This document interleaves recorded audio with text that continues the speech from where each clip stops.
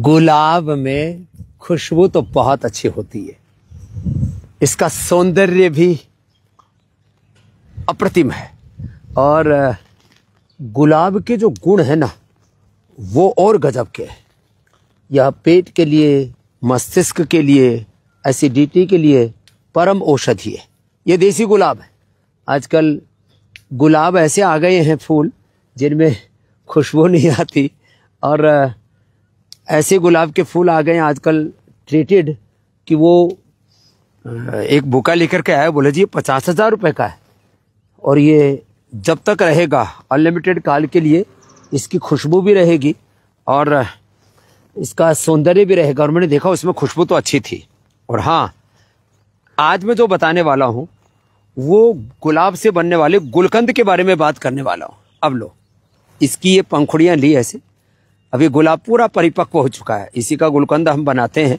और ये राजस्थान में भी बहुत मात्रा में होता है और इधर उत्तर प्रदेश के भी कुछ हिस्सों में काफ़ी देसी गुलाब होता है और उसका लोग इत्र बनाते हैं।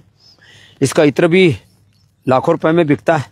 और इसकी जो फूल है, अब देखो इसकी फूल, इसकी पंखुड़ियाँ, इसका शरबत भी आपको हमने उपलब्ध कराया है। और वह भी प्यास बुझाने के लिए, गर्मी को से राहत पाने के लिए, यूटीआई के लिए बहुत अच्छी वो औषधि का काम करता है। अब ये गुलाब की पंखुड़ियाँ हमने ले ली और ख़ास बात यह है ये ऑर्गेनिक गुलाब है, इसमें किसी भी प्रकार का हमने कोई छिड़काव नहीं किया हुआ है।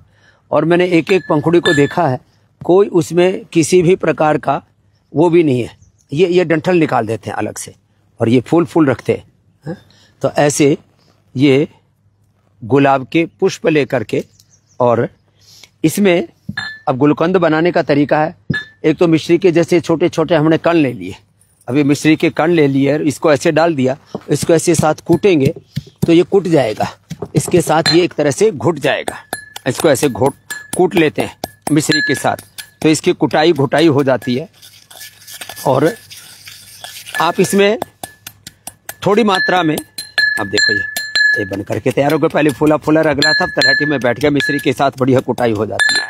फिर इसमें हमने डाल दिया शहद थोड़ा सा, ओहो ये गजब का हो जाता है। फिर शहद डाल दिया हमने और इसको मैं थोड़ा इसको टेस्टी बनाने के लिए, और ये अच्छे से डाइजेस्ट हो जाए और गुलाब का असर हमारे मस्तिष्क तक पहुंच जाए, तो ये काली मिर्च जो है टेस्टी बनाने के लिए और औषधि पूरे शरीर में रच बस जाए, शरीर में लग जाए, उसके लिए बहुत ज़रूरी है। लो, अभी तैयार हो गया गुलकंद। ऐसे इसको फिर धूप में रख देना, कांच के बर्तन में डाल करके धूप में रख देना। और इसमें थोड़ी सी काली मिर्च और थोड़ा सा इलायची दाना, ये इलायची ये मिला दिया और अब ये तैयार हो गया गुलकंद। और इस गुलकंद को आप ऐसे भी खा सकते हैं। और जिनको कब्ज है, करीब 100 में से 50% लोगों को कब्ज, 50% लोगों को गैस, एसिडिटी और कोलाइटिस, मतलब कॉन्स्टिपेशन और कोलाइटिस की बड़ी समस्या है, और दोनों के लिए ही परम औषधि है ये गुलकंद। अब देखो ये फ्रेश गुलकंद है, क्या गजब स्वाद है इसका, आनंद आ गया। यही गुलकंद हमने आपको पतंजलि की तरफ से भी उपलब्ध कराया है। ये गुलकंद है, ये आपको पतंजलि की तरफ से उपलब्ध रहता है, इसको आप खा सकते हैं ये गुलकंद। और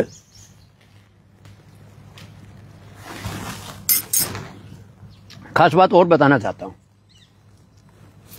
पेट साफ करने के लिए त्रिफला, शुद्धि चूर्ण, ये तो गजब है। ज़्यादा मात्रा में मत लेना, रात को लेना है तो आधी चम्मच, सुबह लेने तो 2 ग्राम से काम हो जाएगा।